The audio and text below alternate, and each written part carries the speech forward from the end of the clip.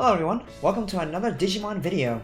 I noticed in the comments that some of you guys have been wanting my black deck profile for the Digimon TCG, but since set 4 was right around the corner, I decided to wait instead of give you my new Blackwargreymon deck profile, which focus on the two level 6s here, Red Blitzgreymon and the Blackwargreymon promo that just came out with the trial decks. Let's get to it! So normally with decks, I like to start off by showing off the top end of the deck to show what is the main focus, if you will. So, as the name suggests, we want 4 copies of our new promo, the Blackwargreymon. Now, what does this new Blackwargreymon do? Well, it only has one ability, being 3 costs to Evo and 11,000 power. Main ability is Digiburst 2, unsuspend this Digimon. So, what that basically means is, Burst 2, restand, get another swing. In combination with a full source lineup, you'll be able to get 3 attacks with this Digimon. And we'll see later on, with the later cards that we should put in this deck, with the combos we can do, this one card alone can do a whole lot of damage. Black as a color itself is normally very slow, so if you're up against another color that has a lot of control features, such as yellow, this card allows you to just get 3 attacks with one Digimon that's sitting in your raising area. So let's say you just lost your entire board to yellow control, and you only have one Digimon in your raising area. However, your opponent only has 1 security and only 1 blocker remaining. Well, you can Digivolve into this card and have 3 attacks into the opponent's security and the player directly, and the player is not able to stop you. And that's what makes this card incredibly powerful. The next level 6 we'll move on to is one of my personal favorites, the Red Blitzgreymon. Now, originally I was kind of sleeping on this card at first. It has only 2 abilities that are not that impressive, which is Piercing, and on Digivolution only, Digivolve 2. And it's for 4 costs. So normally with these types of level 6s, when you Digivolve into them, you will be ending your turn. And I thought that the Digivolve 2 is not necessarily a very strong effect, considering that it's not actually killing the opponent's Digimon, it's only Digivolving them. However, it's actually quite useful because it allows you to slow your opponent's game plan down while you are building your game plan up. So you're able to put some pressure on the board while your opponent is still struggling to make their main win condition. And eventually, once they're whittled down to nothing left in their security, Blackwargreymon can just come in and finish the game. So this is more of our mid-game level 6. Moving on to the level 7 tech options, we run 2 copies of the Omnimon Ultra S and 1 copy of the new Chaosmon. Look at that foiling. I got myself the SP version of the Chaosmon in a booster pack. I was very, very lucky. And I think they're going for like $30 a pop. Either or. We'll look at this card first. Its new ability for a new level 7 for black. Can Digimon from green or black, has Piercing, and then on Digivolution, this Digimon unsuspends itself. Then it can attack one of your opponent's Digimon, and is able to attack unsuspended Digimon as well from that ability. So this is almost like a Terra Force for black, considering that black doesn't have a Terra Force type card just yet. So this card can help you get rid of some pesky threats in the middle of the security. Sorry, some pesky threats like a Ultimate or a Mega that is putting some pressure on your opponent's side of the board. So let's say, going back again to our Blackwargreymon, we have our Blackwargreymon swinging 3 times its security, and then once they are dwindled down and they still have a threat on the board, this can Digivolve right on top into a Chaosmon, and then be able to swing on top of that Digimon while also doing some piercing damage. So already by himself with no other effects, Blackwargreymon in combination with the Chaosmon is able to do 4 security checks. A very strong combo, if I might add. We only run 1 copy though, because it can only Digivolve from black, meaning that you cannot Digivolve it on top of the Blitzgreymon. Just something to keep in mind. That was something to be careful of. As for our last level 7s, we run 2 copies of the Ultra S for obvious reasons. Ultra S is to make sure that we don't get Rookie Rush, and has the potential for board wipe, and because it can Digivolve from red or black, it can Digivolve into either of our 2 Megas, and a very overall solid finisher if need be. Moving on to our level 5s, you run 4 copies of the new Black SR, Gogmamon. Now what does Gogmamon do? Well, he actually has 2 abilities, a main effect and an inheritable effect, which is something you definitely want to see in level 5. Main effect is Digiburst 1. one of your Digimon gets 2,000 power until the end of your opponent's turn. So what that means is you can pay the Digiburst as many times as you want, as long as you have sources, and you can either bump this Digimon up or pump up like a blocker, or even the Digimon you want to go on top of it, because the power you give with the 2,000 power applies to the Digimon itself, not onto the specific card. So if you Digio on top of this card, it is considered the same Digimon, so all the Digimon buffs will be applied accordingly. So it can be useful if you want to hit over an annoying level 7 or even a level 6. And this also can make it so that you can swing with this level 5 without having to worry about running into something big in security, considering that 3 Digiburst on this Digimon alone is able to reach 13,000 power, which is relatively high in this meta.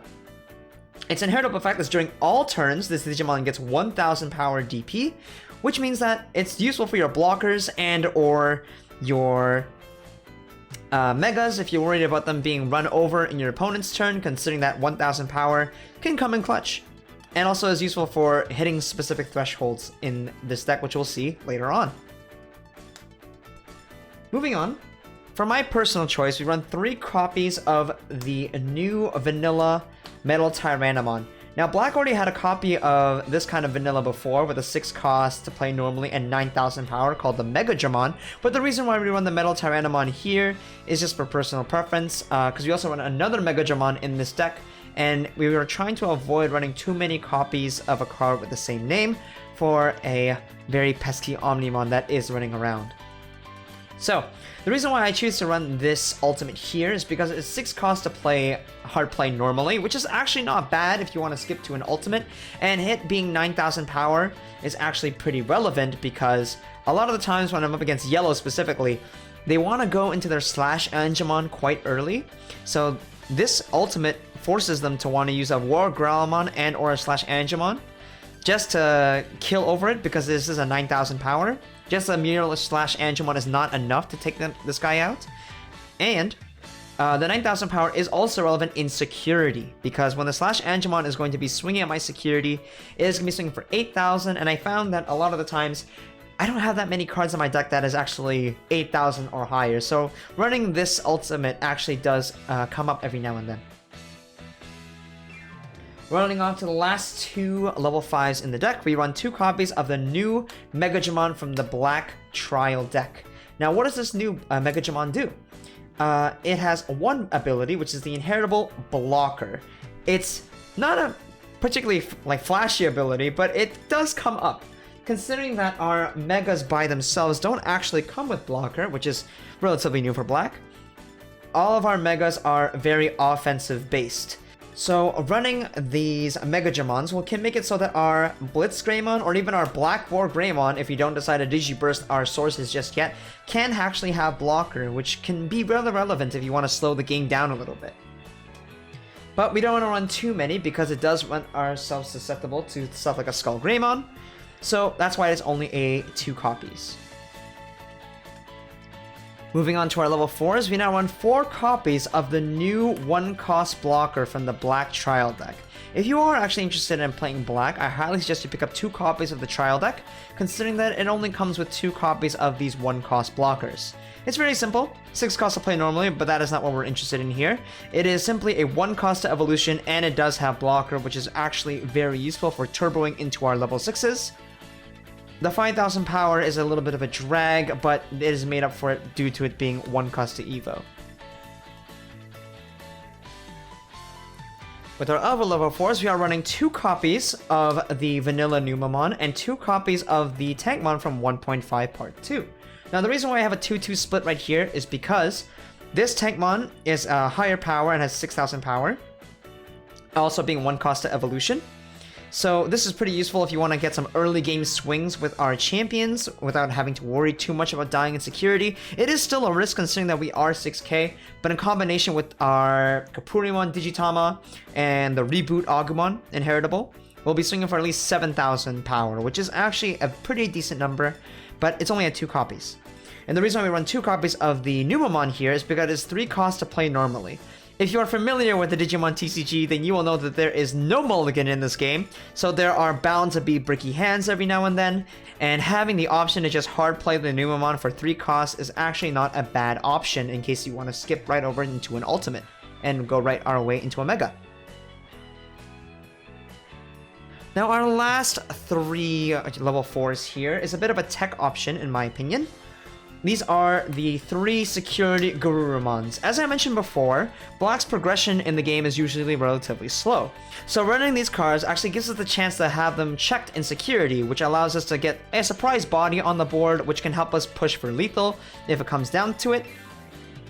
But it is in fact random. If you don't want to run these cards, I would highly suggest you run the 3 copies of the Greymon instead, with the simple ability of inheritable.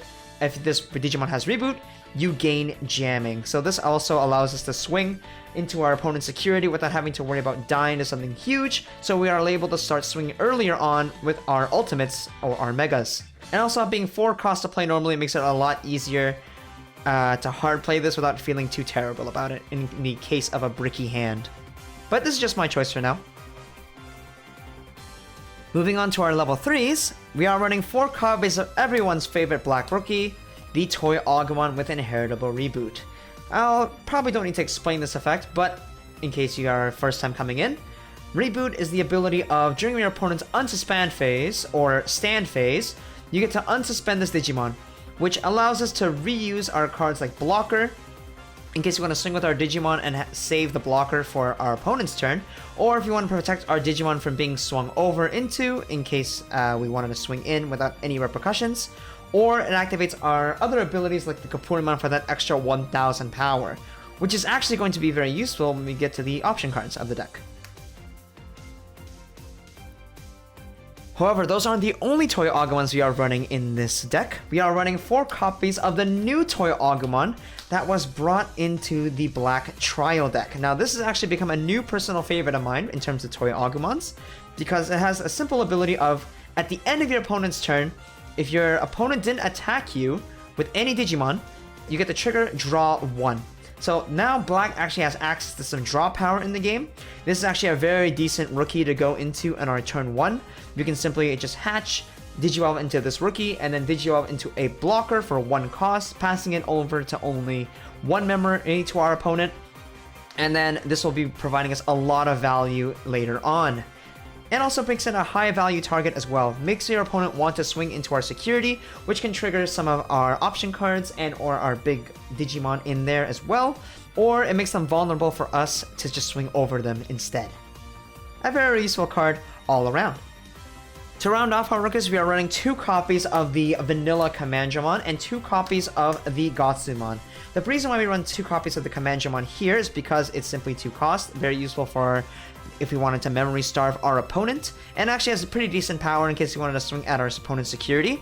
We're also running 2 copies of the Gotsumon as well, because it is very useful for some emergency blocks if we so desired. And we did actually get ourselves a new Agumon in the trial deck as well that has 1000 power DP and blocker, and it doesn't lose 2 memory when you're attacking it, unlike this Gotsumon here, which is also a very solid option if you wanted to use that instead of this. The only reason why I run this card instead is because that Agumon will always die, and having this Digimon having a slightly higher power is going to be kind of useful against colors like yellow and so on. Finishing off with the deck profile with the Tamers and the option cards, we run 3 copies of the new Izzy Izumi. Now, this is the new memory set to 3 Black Tamer that they got. It is a very useful card indeed because its main effect is on play. You get to reveal the top 3 cards of your deck, and if they are all black, you gain 1 memory. So this has the potential to be hard casted for 3 costs instead of 4. But also, if you check this card in security, you can have the potential of ending your opponent's turn if their memory was set to 0. So for example, if your opponent's memory was set to 0, and you check this in security, and the top 3 cards of your deck were all black, not only do you get to rearrange the top order of your deck, you also get to gain 1 memory, potentially just ending your opponent's turn, which actually can just help you win you games. And placing the top 3 cards of your deck in any order is actually very useful, even if you don't get all 3 black cards in the top 3 cards of your deck, because you still get to place them in any order, and this helps to improve the consistency of the deck. And run 3 copies just to see it more often.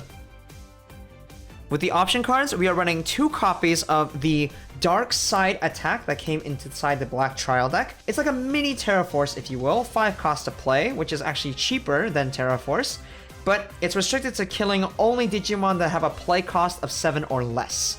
So this only kills Digimon that are like blocker or below, level 4s or below. However, you will kill the occasional ultimate, which is fairly useful, and the ability to activate this card in security as well can just win you games. Usually what people do is they like to swing with their megas first, considering that they are less likely to die in security. However, they will risk running into a card like this, which can kill their blocker, and or their smaller Digimon on the field that they would have used to win the game. So this can either save you games or even set up a condition that will let you win the game next turn. And finally, the last 2 option cards for the deck, my personal favorite option card in the entire Digimon TCG, is the final Zubagon Punch. Now, it has a very lengthy effect, but it's 2 cost to play, which is a very cheap cost for an option card. Its ability is, you choose one of your Digimon, it gets 3,000 power, and if you reach the threshold of 16,000 DP or more, that Digimon will gain blocker, reboot, and security attack +1. So you notice that I was talking all about gaining the power from say like Kapurimon and with the Gogmamon, but let's go back and see what the ideal line is. So the ideal line is you really want to get the Gogmamon, the Blackwargreymon, and the Toy Agumon. Now, the champion doesn't really matter because as we saw, it's just there for turboing into our megas. And obviously you run the Kapurimon as well for getting that 1000 DP. So, Toy Agumon will help us guarantee to get that 1000 DP from Kapurimon. The Gogmamon is there as well to get that other 1000 DP during both players' turns. And even if we didn't have the Toy Agumon, we could have even Digibursted just to get that extra 2000 DP. And then we'll go up to Blackwargreymon, reaching 13,000 power DP. In combination with the final Zubagon Punch, it will reach 60,000 DP at that moment. And because it reached 16,000 DP at that moment, it will gain blocker, reboot, and security attack +1 until the end of your opponent's next turn.